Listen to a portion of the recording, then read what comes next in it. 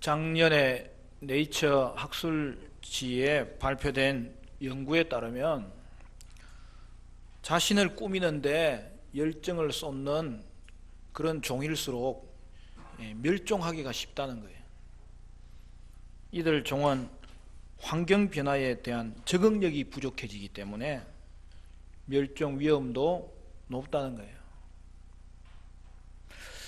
오늘 읽은 본문에는 세상 열방 가운데 심판이 있을 것을 예언하는 내용들로 채워져 있습니다. 그 말은 하나님이 열방을 다스리신다는 뜻이죠. 그래서 7개 나라에 대한 심판 예언이 나오는데 그 중에 오늘은 에스겔을 통하여서 애굽에 관한 심판이 선언되는 거예요. 그 애굽에 관한 심판도 7개가 나오는데 그 중에서 오늘 5번째 예언이 이어집니다. 에스겔은 애굽의 멸망을 선언하는데 무엇과 비교하여서 선언하냐면 아수르와 비교하여서 애굽을 멸망당할 나라로 선언하는 거죠. 여러분, 아수르는 한참 이전에 있었던 나라예요. 이미 없어진 나라예요. 그런데 애굽에게는 아수르 이야기만 나오면 그것이 굉장히 충격적인 이야기로 들리는 거예요. 왜냐하면 아수르가 애굽을 점령했거든요. 근데 오늘 본문이 이야기하는 것은 뭡니까? 에스겔은 아수르를 레바논 백향목에 비유하면서 아수르도 결국에는 멸망했는데 애굽의 멸망은 더 쉽지 않겠느냐고 오늘 본문이 말씀하고 있는 것이죠. 여러분 2절 3절 같이 읽어볼까요? 2절 3절 다 같이 시작. 인자야, 너는 애굽의 바로왕과 그 무리에게 이르기를 내 큰 위엄을 누구에게 비하랴. 볼지어다 아수르 사람은 가지가 아름답고 그늘은 숲의 그늘 같으며 키가 크고 꼭대기가 구름에 단 레바논 백향목이었느니라. 오늘 본문의 시기를 언제라고 이야기합니까? 1절에 나오죠. 11째 해 셋째 달 초하루에, 그러니까 11년 3월 1일인데요 이 횟수를 정한 것은 지금 에스겔이 포로로 잡혀간 날부터 친 거예요. 그때 여호야긴 왕이 같이 포로로 잡혀갔잖아요. 그러니까 왕이 포로로 잡혀갔기 때문에 바벨론에 잡혀온 여호야긴 왕이 포로가 된 지 11년째 되었다는 것을 말하고 있는 거예요. 근데 그때는 정확하게 세계 역사 가운데 기록되어 있어요. 언제입니까? BC 587년. 우리가 익숙한 연도가 아닙니까? BC 587년에 유다가 멸망한다고요. 그러니까 지금은 언제라는 거예요? BC 587년 6월 21일이고 이때 예루살렘은 성벽이 뚫리는 거예요. 그리고 한 달 있다가 BC 587년 7월 말에 예루살렘은 완전히 멸망당합니다. 그러니까 BC 588년 1월 15일부터 시작된 바벨론의 포위 공격이 1년 6개월 동안 지나가고 결국 지금 마지막 단계에 접어들었다는 것을 말합니다. 그때 애굽의 군대가 예루살렘을 돕기 위해서 원정길에 나섰는데 그들은 바벨론 군대에게 쫓겨서 되돌아갔고 다시는 그 국경을 넘지 못했어요. 그러니까 에스겔은 애굽조차도 바벨론에게 멸망당한다는 것을 말씀하고 있는 거죠. 따라서 애굽은 이스라엘에게 조금도 도움이 되지 못하는 것입니다. 그런데 여러분, 이스라엘은 어떻게 했죠? 처음에는 바벨론에게 줄을 서기도 했어요. 그러나 한 번씩 애굽에게 줄을 서는 거예요. 그래서 애굽이 자기를 도와줄 것이라고 하염없이 기다리다가 결국에는 망해버린 그러한 나라가 바로 이스라엘이었던 것이죠. 이스라엘은 의지의 대상이 되지 못하는 것이죠. 이에 에스겔은 아수르의 위대함과 몰락을 노래하면서 그와 같이 애굽도 몰락할 것을 말씀합니다. 과거의 애굽을 점령한 아수르가 하나님의 역사 경영을 따라 스올에 내려갔다면, 죽음에 이르렀다면 멸망이 결정된 바로에게 다른 선택은 없다는 것이죠. 레바논 백향목은 당시 최고의 나무를 말하는 거예요. 레바논 백향목 같은 아수르는 꼭대기가 구름에 닿을 정도로 키가 컸어요. 숲의 그늘처럼 거대한 그늘을 드리울 정도로 가지가 무성했어요. 레바논 백향목 아수르는 그렇게 높아진 이유가 무엇이었느냐? 그 뿌리에 있습니다. 레바논 백향목은 뿌리가 뚝에 있는 물을 의존하는 다른 나무들과 달랐다는 거예요. 여러분, 뚝에 있는 물도 말라버리면 그만이잖아요. 그들은 가뭄에 영향받지 않는 샘의 근원에 뿌리가 다 있었고, 그리하여 더 크게 자랄 수 있었습니다. 이렇게 아수르의 왕의 위대함은 다른 나라와 비교할 수 없는 독보적인 존재였습니다. 하늘의 새가 보금자리를 틀고 그 그늘에서 짐승들이 쉬는 것처럼 많은 민족들이 아수르의 그늘 아래에서 살았다는 것이죠. 심지어 하나님의 동산에서 자라는 백향목들도 그 앞에서는 초라하게 보였고, 그곳의 잣나무는 그 굵은 가지만 못하였고, 단풍나무는 그 가는 가지만 못하였습니다. 그러나 이제 9절 말씀에 새로운 설명이 등장하는 것이죠. 9절에 이르기를 내가 그 가지를 많게 하여 모양이 아름답게 하였더니 하나님의 동산 에덴에 있는 모든 나무가 다 시기하였느니라. 여기서 내가 누구죠? 하나님이죠. 내가 그 가지를 많게 하여 모양이 아름답게 하였더니 라고 합니다. 이는 그 나무의 아름다움과 위대함이 마르지 않는 것은 큰 물 덕분이 아니라 그 물을 공급해 주시는 하나님의 결정에 속함을 보여줍니다. 그러므로 아수르의 군사력이 아수르가 누렸던 그 승리와 번성을 가져주는 게 아니라는 거예요. 그것은 겉모습에 불과하고 아수르가 누렸던 영광은 하나님이 허락해서 주셨다는 사실이죠. 그런데 아수르는 어떻게 하는 것입니까? 그의 키가 하늘에 닿았다는 것으로 인하여 그는 교만해집니다. 그는 압도적인 아름다움으로 인하여 자신의 한계를 망각했습니다. 나무의 교만으로 인하여 하나님은 그를 심판하십니다. 하나님은 아수르를 다른 민족들의 통치자들의 손에 넘깁니다. 불순종한 아담과 가인을 쫓아내었듯이 하나님은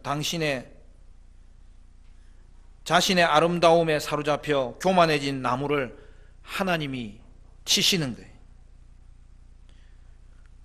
여러분, 역사가 이 예언이 성취되었다는 것을 말해주잖아요. 한때 아수르의 봉신국이었던 바벨론이었어요. 그러나 그가 메대와 연합하여서 결국에는 아수르를 점령했고, 아수르의 중요한 도성들은 흔적도 없이 사라졌던 것이죠. 여러분, 하나님을 인정하지 않는 나라는 하나님이 멸망시키십니다. 그러므로 이 땅에 있는 나라는 영원한 나라가 없어요. 오직 이 땅에서 영원한 나라는 하나님 나라밖에 없어요. 그 나라의 백성된 자가 누구죠? 바로 저와 여러분입니다. 그러므로 하나님 나라의 백성된 성도는 망하지 않아요. 하나님의 나라와 함께 영원한 거예요. 물론 잠시 쓰러질 수 있어요. 그러나 하나님의 경영 안에 성도가 있고 하나님의 경영 안에 이 땅의 모든 열방이 있기 때문에 성도는 결국에는 고난조차도 유익이 되도록 하나님이 갚아 주십니다. 우리가 잘 아는 바울이 고린도에서 우리에게 주신 말씀이 그것입니다. 고린도전서 4장 7절부터 10절 말씀에 우리가 이 보배를 질그릇에 가졌으니 이는 심히 큰 능력은 하나님께 있고 우리에게 있지 아니함을 알게 하려 함이라.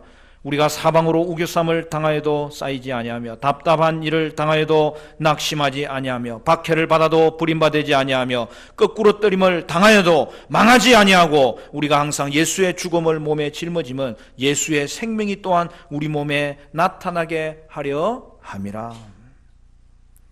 여러분, 세상의 번성은 한때입니다. 세상이 하나님을 믿든 안 믿든 이 땅의 주관자는 하나님이세요. 그러므로 세상 모든 민족은 하나님을 반드시 알아야 되고 믿어야 되는 거예요.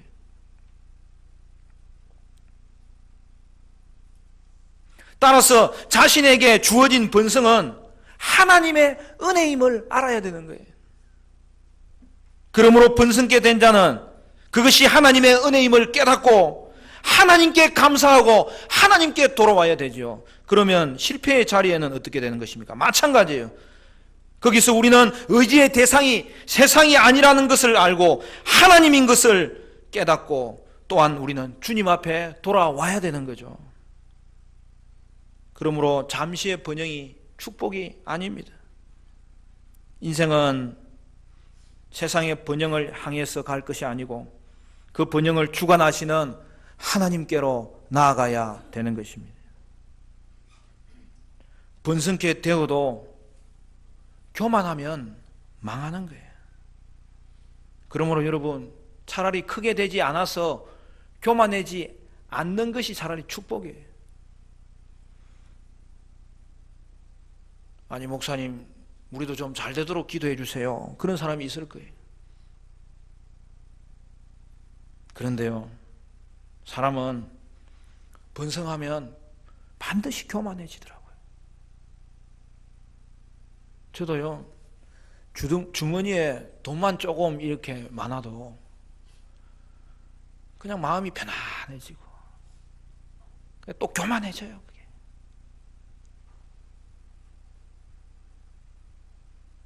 저도 여러분이 번성하기를 기도해요. 그러나 번성케 되더라도 반드시 그리스도를 담는 성품이 같이 자라야 되는 거예요. 여러분, 성품은 그릇과 같아요. 깨끗하지 못한 그릇은 그것을 담아봤자 다 쓸 수 없는 거예요. 그 또한 좋은 그릇도 준비되지 않으면 그것을 담을 수 있는 용량이 줄어드는 거예요. 그릇을 잘 준비해야 거기에 담는 것이 화가 아니라 복이 되는 거예요. 그래야 번성으로 인하여 교만해지지 않고 망하지 않을 수 있는 거예요. 그러므로 여러분, 인생에서 번성보다 더 큰 축복은 성품이에요.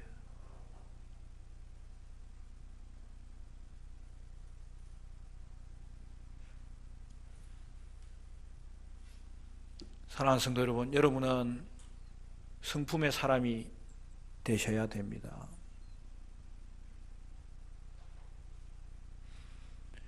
예수님의 성품이 여러분 안에 채워지는 것으로 인하여, 그것이 자라는 것으로 인하여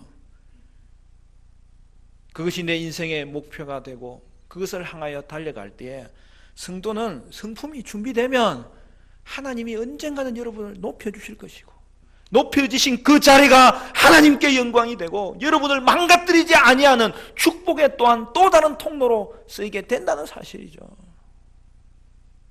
그러므로 여러분,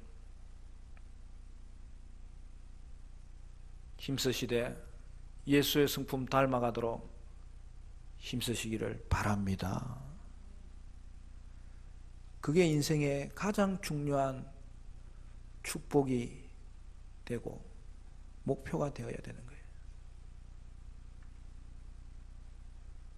전에 한번 언급한 대로 18세기의 위대한 하나님의 사람 조나단 에드워드는 성도가 성화되는 것, 예수 믿고 해야 될 가장 중요한 일, 믿기 전에는 구원받아야 되죠. 근데 구원은 깊어져야 되는 거예요. 구원은 자라야 되는 거예요. 구원은 풍성해져야 되는 거예요. 믿음은 한번 생기는 게 중요한 게 아니라 그 믿음이 성숙돼야 되는 거예요. 거기에서 세 가지 표가 있다는 거예요. 첫째는 지식에서 자라야 된다는 거예요. 다른 지식도 중요하지만 가장 중요한 지식이 뭐예요? 하나님을 아는 지식이 계속 깊어져야 된다는 거예요. 두 번째는 성품에서 자라야 된다는 거예요. 성령의 열매가 그 어떤 환경에도 상관없이 성도에게는 계속하여 자라고 맺혀야 된다는 거예요. 여러분, 성품으로 인한 축복은 샘솟는 물처럼 끊이지 않는 거예요. 셋째는 기쁨이 자라야 된다는 거예요. 기쁨도 성령의 열매 중에 하나입니다. 그렇지만 좀 더 구체적인 성화의 표가 되어야 됩니다. 여러분들은 이 땅을 살면서 성도가 가진 기쁨을 결코 빼앗기지 않아야 됩니다. 목사님 옆에서 누가 자꾸 괴롭히는데요, 여러분, 그것으로 인하여서 여러분의 기쁨이 빼앗겨야 될 이유가 없어요. 성도는 이미 하나님의 자녀가 된 이 사실 하나만 가지고서라도 기뻐할 수 있어요. 지금도 하나님이 여러분과 함께 하신다는 그 사실로 인하여 기뻐할 수 있어요. 나의 장래는 하나님이 다스리신다는 그것으로 인하여 여러분 기뻐할 수 있어요. 항상 기뻐하라. 쉬지 말고 기도하라. 범사에 감사하라. 이는 너희를 향하신 하나님의 뜻이니라. 그 은혜가 있기를 간절히 축원합니다. 31절을 보면 아수르의 멸망과 같이 애굽도 반드시 멸망할 거라고 다시 한 번 더 확언합니다. 31절 우리 같이 읽어볼까요? 지금까지 설명한 것이 결국에는 애굽에 관한 것임을 이야기해 주지요.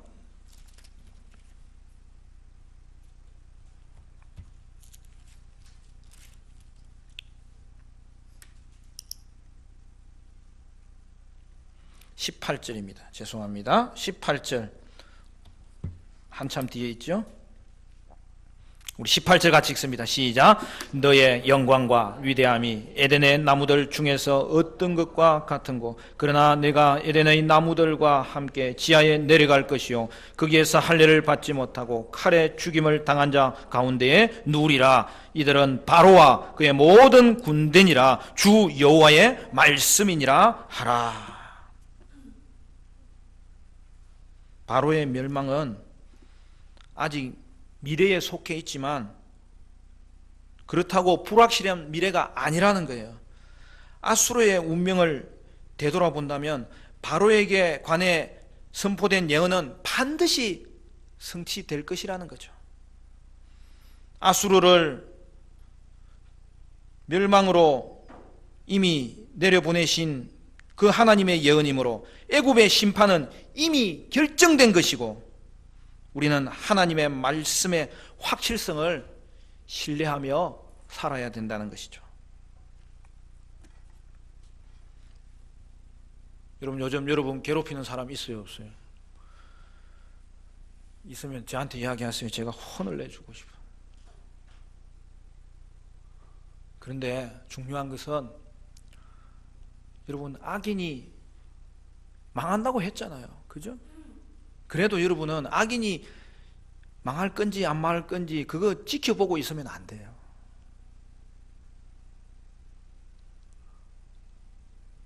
그러면 우리가 예수의 성품 닮아가는 이 놀라운 일을 향해서 매진하는 시간도 여러분 정말 그렇게 다른데 시간 흡입할 수가 없잖아요.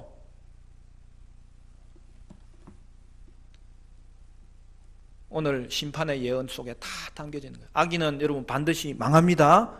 지켜보지 마세요. 그리고 여러분은 그 모든 일은 하나님께 맡기고 오직 여러분이 할 일은 허송세월 보내지 마시고 예수의 성품 담도록 힘쓰시기를 바랍니다. 하나님의 나라를 위해서 충성하시기를 바랍니다.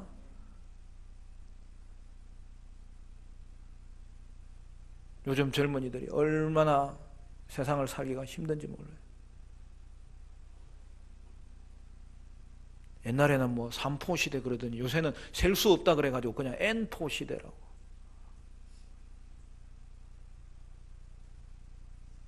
그럼에도 불구하고 저는 여러분한테 권하는 말씀은, 그래도 여러분 하나님 나라의 꿈을 꾸셔야 됩니다. 포기하지 않으셔야 됩니다. 여러분 안에 역사하시는 하나님의 나라의 통치가, 그리고 여러분이 머무는 곳마다 이루어질 하나님 나라의 비전을 여러분 결코 포기하지 말고 그래도 꿈을 꾸셔야 돼요.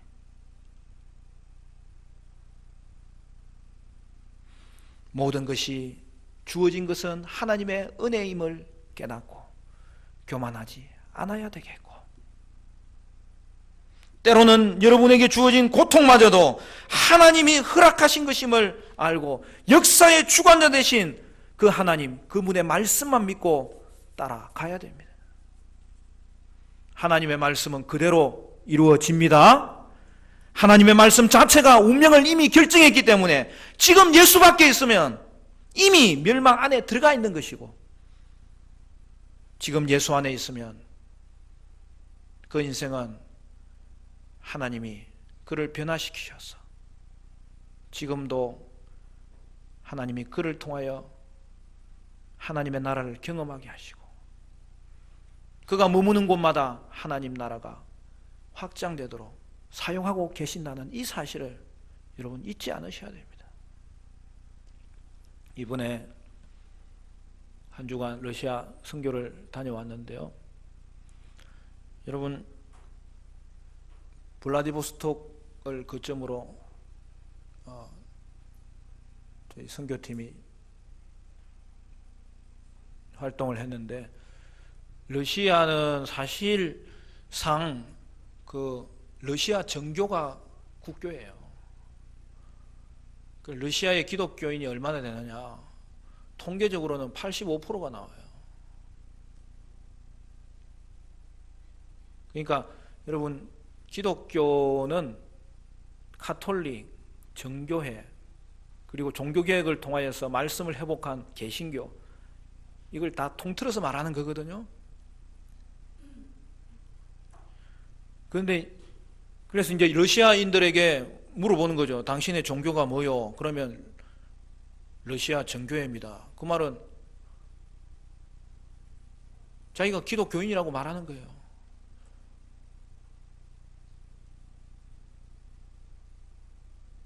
그 러시아 정교회를 왜 기독교인이라 말하냐면 그 사람들도 예수를 믿거든요.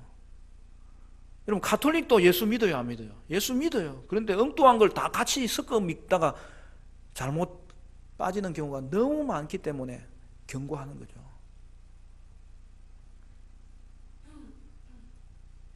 근데 결국 그러면 그들이 예수를 믿느냐? 그렇게 들어가면 심각해지는 거예요.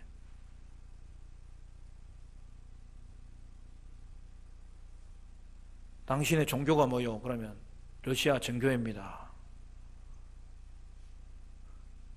그럼 당신은 예수를 믿습니까? 그러면 나는 예수를 믿지 않는 무신론자입니다. 근데 그게 어떻게 같이 연결될 수가 있어요? 그렇게 답을 하는 거예요, 그들은. 푸틴도 한번 그런 이야기 하더라고요. 나는 러시아 정교회 교인이면서 무신론자입니다. 그러더라니까. 그러니까 그 85%라는 게 엉터리라는 거죠.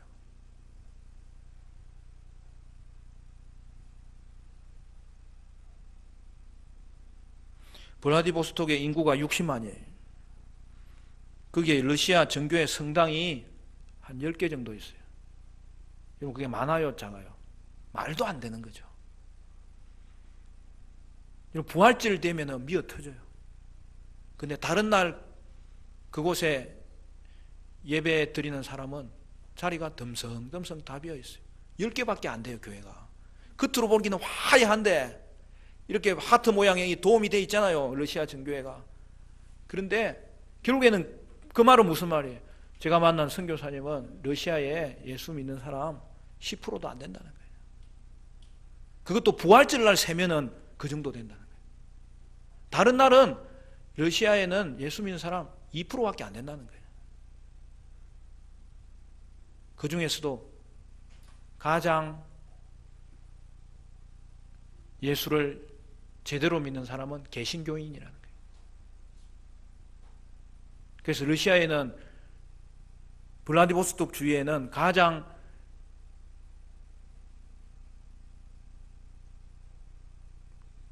많은 교회, 거의 교회들은 개신교회예요. 건물은 화려한데 거기에는 사람들이 예배하지 않아요. 예배하더라도 여러분 10개밖에 안 된다니까요. 그 큰 도시에 교회가 그냥 큰 도시에 큰 예배당인데, 그러나 그 주위에 거의 교회는 개신교회예요. 그래서 저희가 지역에 목회자 축구 선교회이기 때문에 거기 가면 이제 운동장을 블라디보스톡에서 제일 좋은 데를 잡아놓습니다. 평소에는 못 차보는 그 국가대표 선수들 뛰는 그런 데를 잡아놓고 개신교 목사님들을 불렀어요. 와서 운동장이 좋으니까 얼마나 좋아하는지. 왜? 그들이 희망이거든요. 그들과 공도 차고 그들과 교제하고 식사도 하고 같이 기도도 하고.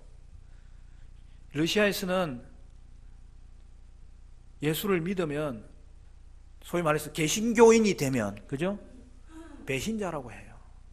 아직도 핍박이 있어요. 그럼에도 불구하고 그들이 진짜 백인데 그들이 신앙생활 잘 하도록 세우는 그 목사들이 힘을 내야 될 것 아닙니까? 특별히 여러분 35년 전이죠.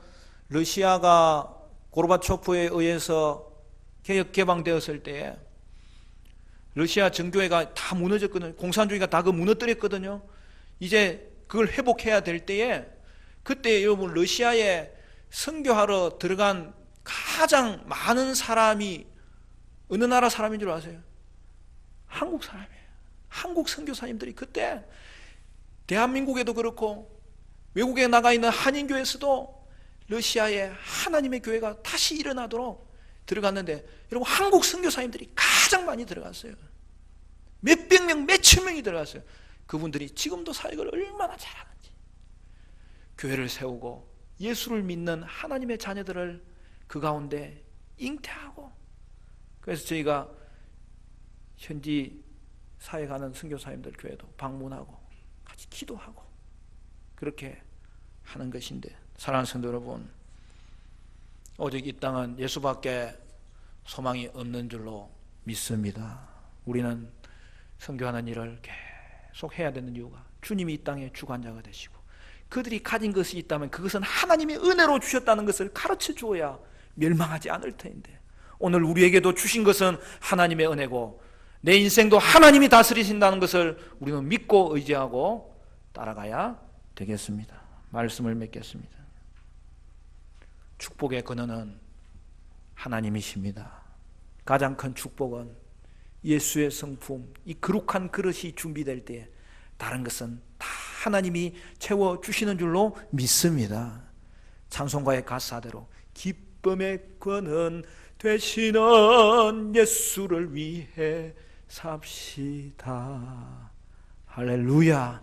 오늘 우리의 삶에, 우리의 기쁨의 근원은 예수시고 축복의 근원은 하나님이시고, 오늘 우리가 주의 성품을 담기를 힘쓰며 나아갈 때에 그 안에 담겨질 하나님의 은혜와 능력과 역사는 반드시 있을 것임을 알기 때문에 암울한 세상 가운데서도 저와 여러분은 하나님 나라의 꿈을 꾸시기를 축원합니다. 역사는 사람이 아니라 열강이 아니라 하나님이 주님을 알고 내게 주신 것은 하나님의 은혜임을 고백하고, 가장 큰 축복, 예수의 성품 담기를 힘쓰며 전진하는 주님의 교회, 주님의 가정, 저와 여러분 되시기를 주님의 이름으로 축원합니다.